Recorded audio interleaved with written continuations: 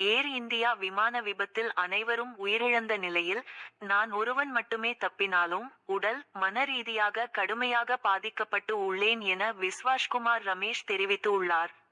கடந்த ஜூன் 12ஆம் தேதி குஜராத்தின் ஆமதாபாத்தில் 241 உயிர்களை பலிகொண்ட ஏர் இந்தியா விமான விபத்தில் பிரிட்டனை சேர்ந்த 40 வயது விஸ்வாஷ்குமார் ரமேஷ் மட்டுமே உயிர் பிழைத்தார். அதே நேரத்தில் ஒரு சில இருக்கைகள் தொலைவில் இருந்த அவரது தம்பி அஜய் விபத்தில் இறந்தார். விமான விபத்து புலனாய்வு பிரிவு தனது முதற்கட்ட அறிக்கையில் விமானத்தின் 2 இன்ஜின்களுக்கும் எரிபொருள் விநியோகம் ஒரு வினாடி இடைவெளியில் துண்டிக்கப்பட்டதாகவும் இதனால் விமானம் புறப்பட்ட சிறிது நேரத்திலேயே விமானி அறையில் குழப்பம் ஏற்பட்டதாகவும் தெரிவித்துள்ளது. இந்த சம்பவம் நடந்த சில மாதங்களுக்கு பிறகு தற்போது ஆங்கில செய்தி சேனலுக்கு விஸ்வாஷ்குமார் ரமேஷ் அளித்த பேட்டி. நான் உயிருடன் இருப்பவர்களில் மிகவும் அதிர்ஷ்டசாலி. நான் மட்டுமே உயிர் பிழைத்தேன். ஆனாலும் நான் அதை நம்பவில்லை. இது ஒரு அதிசயம்.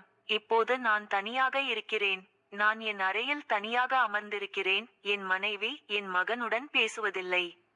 என் வீட்டில் தனியாக இருப்பது எனக்கு பிடிக்கும். நான் என் சகோதரனையும் இழந்துவிட்டேன். என் சகோதரன் என் முதுகெலும்பு. கடந்த சில வருடங்களாக அவர் எப்போதும் எனக்கு ஆதரவளித்து வருகிறார். தனது குடும்பத்தினர் இன்னும் இந்த துயரத்தை ஏற்றுக்கொள்ளவில்லை. தனது தம்பி இப்போது எங்களுடன் இல்லை. இந்த விபத்துக்கு பிறகு எனக்கும் என் குடும்பத்திற்கும் உடல் ரீதியாகவும் மன ரீதியாகவும் மிகவும் கடினமாக உள்ளது. கடந்த 4 மாதங்களாக என் அம்மா தினமும் கதவின் வெளியே உட்கார்ந்து எதுவும் பேசாமல் இருக்கிறார். நான் வேறு யாரிடமும் பேசுவதில்லை. வேறு யாருடனும் பேச எனக்கு பிடிக்கவில்லை. எனக்கு அதிகம் பேச முடியாது. இரவு முழுவதும் யோசித்துக் கொண்டிருக்கிறேன். மனதளவில் கஷ்டப்படுகிறேன்.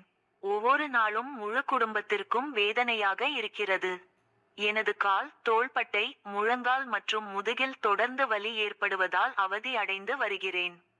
என்னால் எந்த வேலை செய்யவோ அல்லது வாகனம் ஓட்டவோ முடியாது. நான் நடப்பதற்கு சிரமப்படும் போது என் மனைவி உதவுகிறாள். இவ்வாறு விஸ்வாஷ்குமார் ரமேஷ் கூறினார்.